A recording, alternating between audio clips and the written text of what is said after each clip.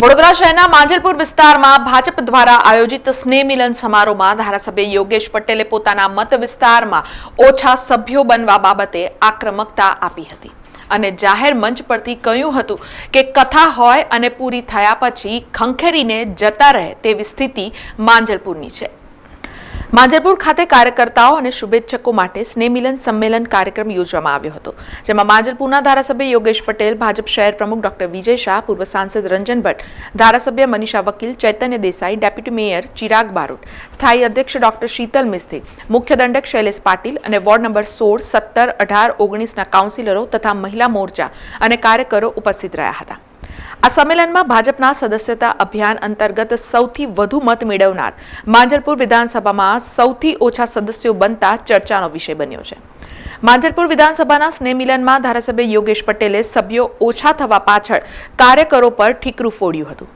તેઓએ કટાક્ષ કરતા કહ્યું હતું કે માંજલપુર વિધાનસભામાં સૌથી વધારે વોટ આવ્યા, કોંગ્રેસના ઉમેદવારની ડિપોઝિટ ગઈ તો પણ આપણા સૌથી ઓછા સભ્યો અને ચૈતન્ય દેસાઈના વધારે। તેઓએ આ બાબતની તપાસ થવી જોઈએ તેમ કહેતા સંમેલનમાં હાસ્ય રેલાયું હતું। તો સાંભળીએ યોગેશ પટેલે સંમેલનમાં શું કહ્યું। મને લાગે છે મેં બી 3-4 વાર બધાને બોલાવીને વાત કરી કે સભ્ય વધાર્યા એ કથા હોય ને કથા સાંભળે ને પછી આમ ખંખેરીને જતા રહે એવી દશા થઈ જાય।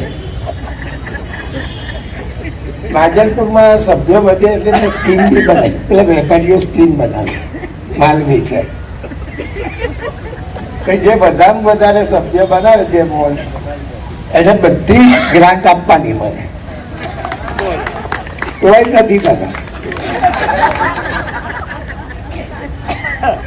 તો મેસી દુનિયાની જો મોટામાં મોટી રમત હોય તો ફૂટબોલ, એ મેસી રમતો અને રોનાલ્ડો, અને જે ટીમ હારે ને તેના પ્રેક્ષકો બી બધું તોડી નાખે, સ્ટેડિયમ તોડી નાખે ને આપણે બધા મને લાગે છે અસ્થિર નથી થયા પણ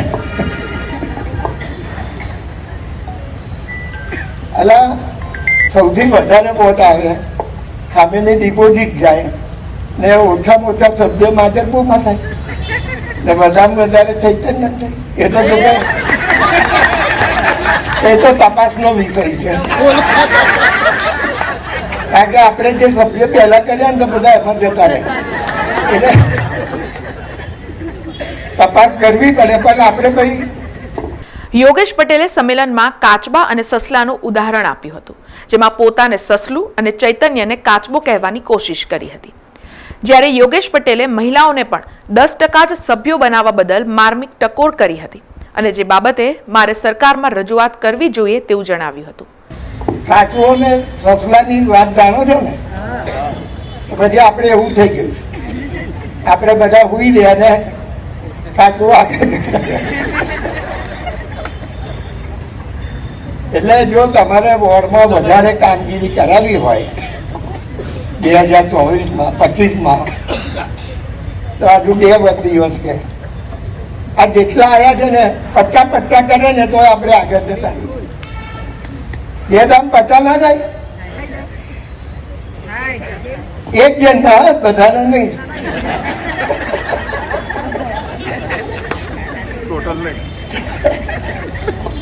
શાસન કરા જો બોલતા નથી તો હું થવા હાથ ઊંચા કરો। જો 50-50 કોણ કરી શકશે? હાથ ઊંચો કરો।